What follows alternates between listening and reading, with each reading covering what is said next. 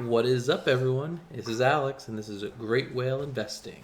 Today I'm going to be talking about count them, five cards that I think are just a bit too cheap. Cheap as in as of April 2021. Now, I know it's controversial because some of the cards I'll talk about are already, more expensive than some people might be accustomed to and have already seen some kind of price inflation in the last few years, but still, I think they are too cheap. So first, we should figure out what I mean by that. What does too cheap mean? If it's, regular supply and demand, shouldn't it just be at the price that it should be? Well, sometimes, but sometimes the market can not figure out the price perfectly. In other words, a card doesn't have a lot of it on the market, and the price is what it is, and people buy it one, two, three, four, and what happens is, in order to make the price go up, the supply is usually, eaten up, gobbled up, maybe completely wiped out. Who knows? But when the card is leaves, the ecosystem, TCG Player, eBay, Magic Card Market, etc., Star City Games, all these websites, when the card leaves the ecosystem, something has to give. Either people have to stop wanting it entirely, which doesn't happen, or people have to replenish the stock. People have to put the card back on the market. So, in order to do that, people need to have the card and be willing to sell it. Usually, they'll be selling it at a higher price than what was previously listed. So, if a bunch of a card are $10 and everybody buys all the $10 ones, somebody might relist it, but they might relist it at $15.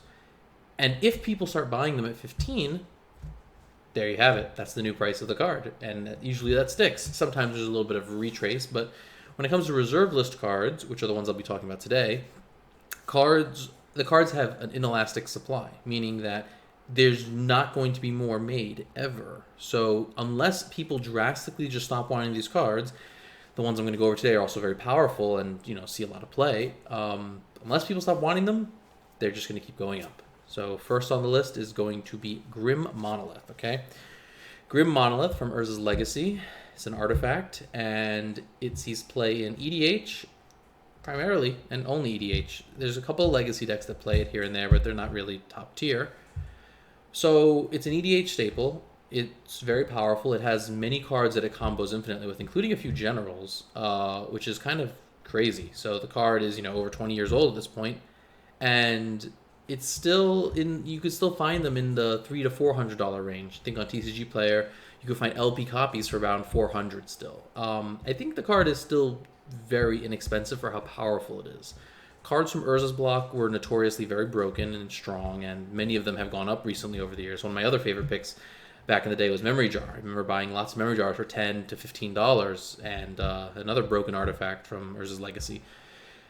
Same thing with that. That card's, approaching $75 to $100 now for a copy of Memory Jar. But Grim Monolith, I think, is a card that has a lot of combo potential, and because of such, it's just too cheap. It can go in any color EDH deck, and I think as more people start wanting the card and less people start wanting to get rid of their copy of the card, you're going to probably see some kind of erratic price explosion with it. It's very hard to predict a time frame. And it's hard for me to say, I think in the next few months, Grim Monolith will go up $100.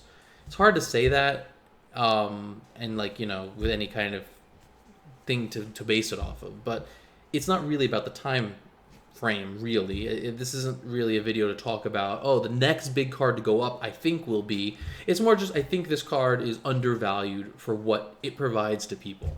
So that's Grim Monolith. Number 4, to go right along with Grim Monolith, is Power Artifact, okay?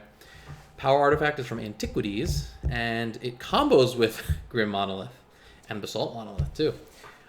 It's a blue card, so it sees, blue's the most played color in EDH, and it is just, obviously it goes infinite with multiple cards. From Antiquities, reserve list, just hard to get copies of. It's one of those cards that, the rarity system in Antiquities is a little funky. They had like uncommon 2s and uncommon 1s and all that stuff, so the print run of the card might be a little bit different than, say, something like Mishra's Workshop, but it is still EDH legal. It's pretty much the only format the card sees play in because of its fragility with some other artifacts. It will most likely not see play in a format like Legacy or Vintage. Doesn't matter, though. It's a very, very old card. It is from 1994, and it is not going down anytime soon. People are always looking for Power Artifact because it's just easily tutorable. You just plop it on Grim Monolith or Assault Monolith, you make infinite mana. And from there, we all know there's 100 ways to win. So I think it's a card that is actually undervalued right now, despite the recent spikes in price. I remember back when it was $100 a few years back, and then $200. Now you're looking to pay around $3 to $350, depending on condition on TCG Player. So I think that it's a card that could easily reach $500 or more, considering its age and its ubiquitous applications in EDH and artifact-based decks. Number 3 is Serra's Sanctum, okay, from Urza's Saga. It's a land that, it's the Gaia's Cradle for white, okay? The blue one, banned in EDH. Black and red didn't get one. Green, Gaia's Cradle, needs no introduction, but Serra's Sanctum, not as good as Gaia's Cradle, but it makes a bunch of mana for the number of enchantments you have. Enchantments are popular. There's a lot of, Enchantress type cards, Enchanted Evening, Greater Oromancy, Privileged Position, Enchantress's Presence. A lot of these cards are very popular, and, Utopia Sprawl, I mean, that card is just going crazy in price. But Serra's Sanctum is reserve list, and it's from Urza's, over 20 years old at this point. And right now, it's about the price that Gaia's Cradle was a few years ago. You could find copies of Serra's Sanctum, depending on condition, for $250 to $300. Buy lists are creeping up on the card, and you could still find played ones. I've been buying them recently. I bought a play set of Serra's Sanctum recently for around $200 per card. They were a bit played, but I think they are severely underpriced.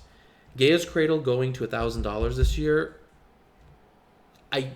I wasn't even surprised, honestly, by it, because it's just, it might be one of the strongest cards on the reserve list. I mean, at least especially for EDH legality. I think it's probably in the top 10 for sure. And I think Serra's Sanctum is, not far behind. I think the card is ridiculously powerful. It's not just like iconic and cool and cute in Enchantress deck, but it's actually really powerful.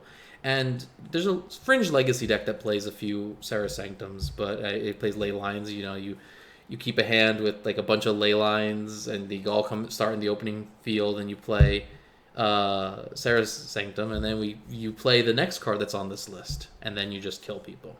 Speaking of that next card, we have Opalescence, okay? So now we're going down in price a little bit, so maybe, just skip a fancy dinner one night and you can get a play set of these, or skip a medium dinner and get one of these.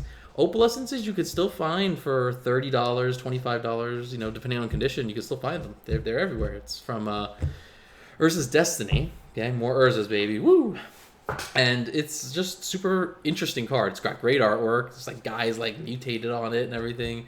And it turns everybody's enchantments into creatures, and they just attack and block, and just wacky things happen. And don't ask a judge what happens with humility in it, because there's some wacky stuff. But it's just a cool card. It's pretty inexpensive mana-wise, only 4 mana to drop, and it's just, again, for the Enchantress lovers out there, it's too cheap. It's only like $30. I mean, that's, for a card that's over 20 years old and sees play in an entire archetype in EDH, I think it's way too cheap. It's just one of my favorite specs. I actually have bought a few over the years. I could have bought some foil ones, but I never really jumped in on them. I didn't like the price range they were at the time. I remember seeing them for like $85 to $125 in that range, and just you're not clicking, not going in my head like, oh yeah, I should probably buy those. I'm like, no man, it's like $15 for the regular one. Why would I want to waste so much money? You win some, you lose some. But yeah, Opalescence definitely underpriced. That would be one of the most shocking ones. If it stays under $50 to $75 for the next couple of years, I'd be shocked. Last on the list, one of my personal favorites, and one that I have the most copies of my reserve list specs, is Undiscovered Paradise from Visions. I think this is criminally underrated. It sees play in EDH landfall decks. It sees play in pre-modern. It sees occasional play in like legacy/vintage to like trigger Bloodghast. It's a goofy card, beautiful artwork, like really nice artwork. And it's, very old. It's over 20 years old. You're going to hear this a lot. But like these cards are approaching drinking age, or already at drinking age. It's like kind of nuts that they're so old and iconic. And this land makes any type of mana, and it comes to play untapped. Okay, it has a pretty severe drawback, but it's not really that bad of a drawback when you use it with like landfall triggers, or you use it with Mox Diamond or Land Tax. Land Tax is one of my favorite ones to use it with. You can still find copies for under $30. I have TCG Player open. There's an LP one for $26. I'm probably going to buy it. I mean, it's too cheap.